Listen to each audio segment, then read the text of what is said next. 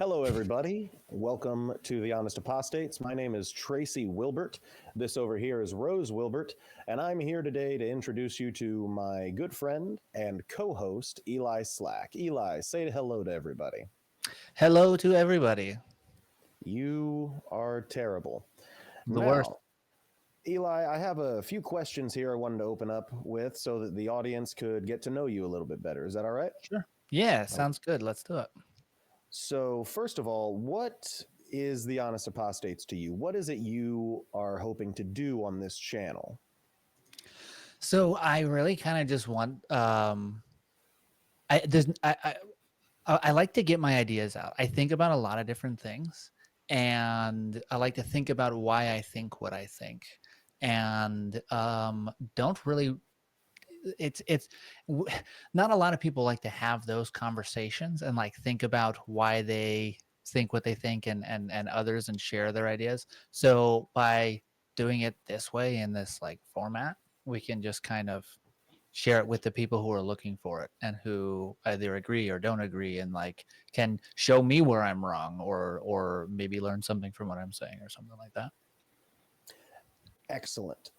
Now, given the title of the channel, the Honest Apostates, you are identifying yourself as an apostate of some kind. Would you like to elaborate on that? Yeah, so if my understanding, I haven't ever actually looked it up. My understanding of the word apostate is that it is somebody that has left a religion. So I was raised as a Christian, and I no longer am. I don't hold a belief in any God. I call myself an atheist. Um, if we're going to be like specific, I would say an agnostic atheist, and that's only for pedantry. Um, when people hear you say atheist, they jump to the idea that like, oh, you think God doesn't exist, or like, how do you know there's no God? Is always the question you get. But it's no, I don't know that there's not a God. I don't think that God doesn't exist. I just don't think that God does exist, and that's any version of God that I've heard so far. And there's a difference between those two statements. That is the sort of thing that like kind of going back to what we're doing on Honest Apostates, like that's kind of like what those sorts of ideas and thoughts, like how to think about those types of things. What's the difference between like I think there is no God and I don't think there is a God? The difference between those two things. But that's sort of how where I'm at. I am an atheist because I'm not convinced by what people have told me when they talk about like their God. Excellent. Now, what I want to delve into a little bit more with you, Eli, is your deconstruction. If you, I know you know that term, but our Mm-hmm. audience may not. Deconstruction being when you were in your faith, in your religion, whatever you want to call it, and you started to pick it apart and analyze each and every part of it to see if it held water or if it was if it was something that made sense to you. So could you tell us any details about your faith when you had it, as well as how you started on your deconstruction journey? Yeah, so I guess I would have been called like a non-denominational Christian, like Protestant. We weren't Catholic for sure. Um, so I moved when I was like 13 years old, and we went to the same church up until that point. And then when we moved, we started like looking for churches, and that was a strange concept to me that we like tried different ones. And I would ask my mom like, well, why not this one? Like I thought like a girl was cute or something. I was like, well, like let's go to that church because I want to go there. And they're like, she's like, well, I don't really like the message. And I'm like, what do you mean? Like I didn't understand at the time that like different churches taught different things. I was like, it's church. If it's I didn't realize how many different versions of Christianity there are at the time. And that was probably like I was younger than 13. And then we did find a church that we started to go to regularly, and then my parents separated. They divorced. So because that was that church that we started going to, we kind of converted to Baptist, I guess, and they kind of didn't really look really that well on divorce. And because my dad was like kind of friends with the pastor, and it was my mom that we were staying with, we just kind of like we stopped going. And that was when I stopped having like the consistent influence of church. But it wasn't until that was probably around like 13. And it wasn't until I had joined the military and I was like on my own, like away from my parents with access to the internet and like other ideas, that I started to, it was actually, it was like on reddit.com/r/atheism, and just kind of like reading just some things. And at first I was like, that's stupid. Like, of course God's real. And then over time, it would just kind of like chip away at me a little bit. And I was like, yeah, you know what? Noah's Ark is almost definitely not true. Like, I get that. That doesn't mean anything about the rest of the Bible. And then I started thinking about like the Garden of Eden and the apple tree. And I'm like, why would he even put the tree there? And as over time, I'm like, okay, well, like this thing isn't probably not true, and this thing's probably not true. And I'm like, if all of these like fantastical claims that are in the Bible, I'm starting to come to the conclusion that they're not true. Like, what do I think? Like, what is true in the like? What can I even count on? If there's all of these other things for which there's no evidence that I'm supposed to believe, and I just don't because there's not evidence, that I'm going to apply that same skepticism to all of those claims. And in doing so, that's just kind of how I arrived at you know my present idea, which is that I'm just not convinced that it's true. All right. Uh, if you'll let me, I'd like to delve into a few specifics. Yeah, let's do it. What so the afterlife is a big thing for a lot of believers and non-believers. Did you have any specific afterlife beliefs or possibly fear of a bad one or anything to that nature? Yeah. So I had like the classic Christian heaven and hell, right? So our belief was, you're born sinful because of original sin. You can be saved. You could being baptized is a part of that. You ask God for forgiveness, yada yada. You can go to heaven. If you don't do all the right things, you do go to hell, punished for eternity. And I don't remember specifically where I got my version of hell or like my idea of hell when I was growing up, because I don't remember anybody ever specifically telling me like, oh, like it's this lake of fire, always be. But like there's always all these different like ideas that you see in media and whatever. But there was a small amount of time where I didn't like there was, I guess, a brief period of time where I was like, well, maybe like it's probably there. Maybe it's just not like the Bible God. Like maybe the Bible just got it wrong, but there's a God, because you still have that fear of like, if I don't you if I don't believe it, I'll go to hell. Like that's one of the things you have to do to not go to hell, is believe it, which I think is wild. But we could get into that in another episode. But um it did linger for a little while. And I know some people that have had worse experiences with it than I have. For me, it's not so much a problem anymore, and it wasn't for it didn't last very long. There was a brief period of time actually before I did my combat deployment to Afghanistan where I did, and that I was already like, I'm an atheist. Like I already did not accept, or I already was at the point where I did not accept that God was real, but I was like driving kind of up and down the highway, like looking at some of these churches that are along the highway, like maybe I'll just go talk to somebody for a minute just to get like some peace of mind. Just thinking that, because like I'm going on a combat deployment and I'm like, okay, anything could happen. Like, do I want to take the chance? But after like, I don't know, a couple of weeks, we were there and I was like, whatever. So I mean, but yeah, it didn't linger long. It lingered for a little while and then revisited once. As I'm sure you've heard before, Eli, there's this very common saying that there are no atheists in foxholes. Now, you may not have been in a foxhole, but you've been in the shit. You've been in active combat and Mhm. things of that nature. While you were, if it's comfortable for you, while you were in active combat, in an active fire zone or firefight, whatever, I don't know the terminology very well.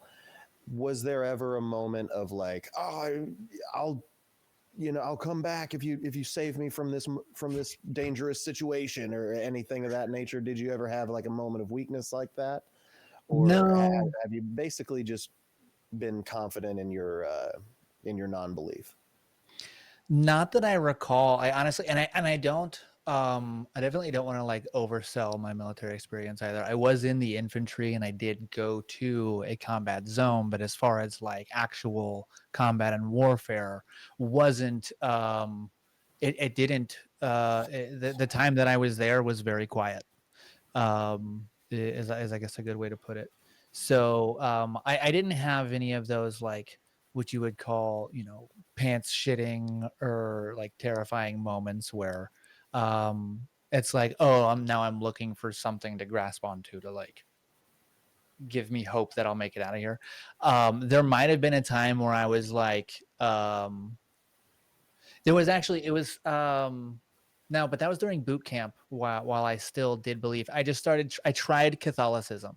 I just tried it out, I'm tasted it. sorry. Yeah.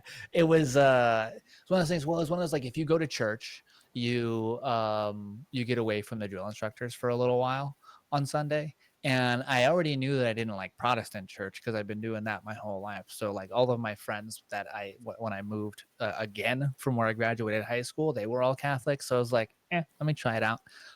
Never went back. But there, yeah. As far as answering your question, because I've strayed so far from it now, I don't think I can confidently say there was never a point where I was so terrified that I was like reconsidering God. Might have been a time that I was so bored or maybe emotional for other reasons, but not significantly enough that I remember it. Awesome. I got a few more things here for you. Really, just one. Sure. How do you grapple with the larger philosophical questions, like the problem of hard solipsism, uh, the apparent loneliness that we have in this universe? It's such a massive universe, and we're the only Mm-hmm. ones we've found so far. Uh, how do you grapple with these larger philosophical? How do you know anything to be the case? You're how Right. do you grapple with these larger philosophical questions? So you might call me an empiricist. I think I'm comfortable ascribing to that term, and that's just to say that I uh, I like what can be verified, I guess. And I don't know if it may be even using the right term there. Um, but we think about like existence or like hard solipsism and like how so I'm thinking specifically about like how can we know things to be true, right? Mm, I can't prove to you that I exist any more than you can prove to me that you exist. And we, you may be aware, have interacted in person and like and know each other, but there's still no way that you can prove to me, nor the other way around, that you are not just um, an experience that I am imagining, that I am only some consciousness existing in some way that you can call existing, but isn't necessarily similar to what we call existing. And like just imagining this and like everything, and I'm the only thing that exists and everything else is in my imagine. There's no way to prove that that's not the case, but I make decisions every day based on what I see and what I smell and what I hear. Less so much about what I taste, but not never.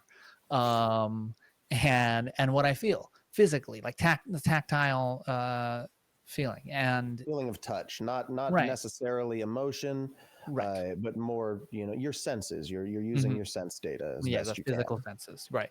And yes, sense data is the good summary for it.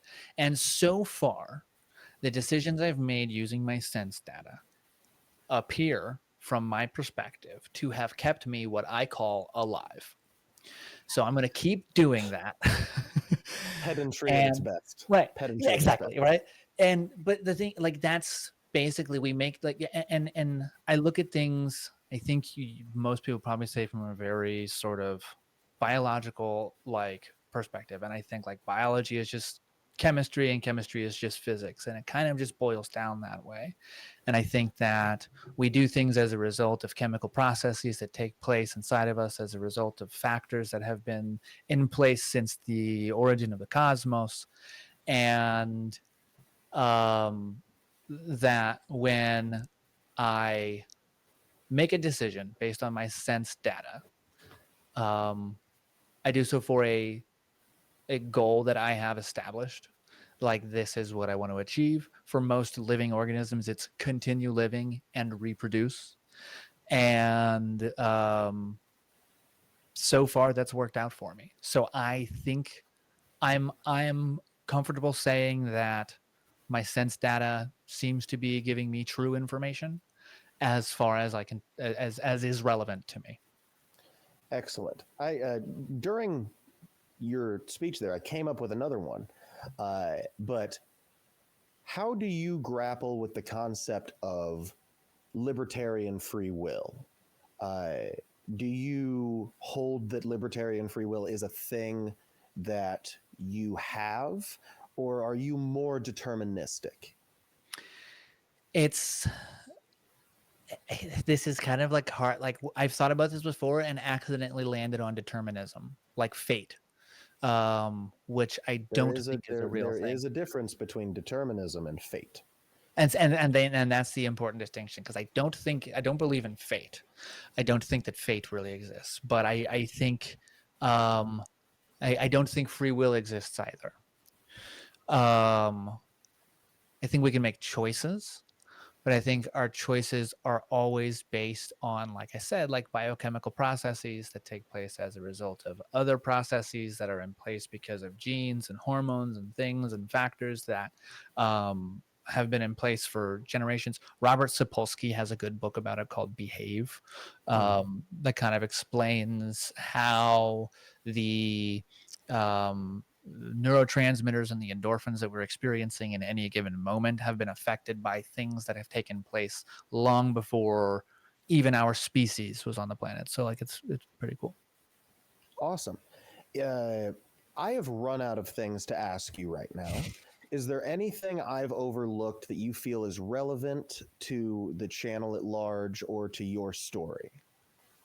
I think that our viewers should get used to seeing Jungle Cat. This is the cat with no name,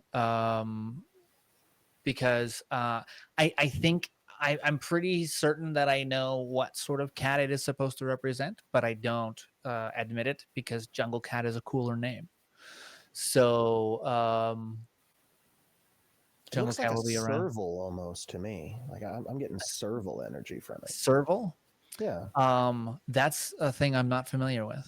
it's a type of jungle cat. It is a type of I jungle think cat. it's more of a savanna cat, but Yeah, either way. I've been told several times it's a cheetah, but I don't think it has the. I remember looking at cheetahs when I first got it, and it didn't appear to be one.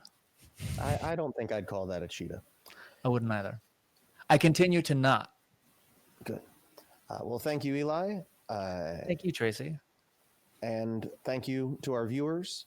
And stay tuned for another video where Eli does the exact same thing, but to me.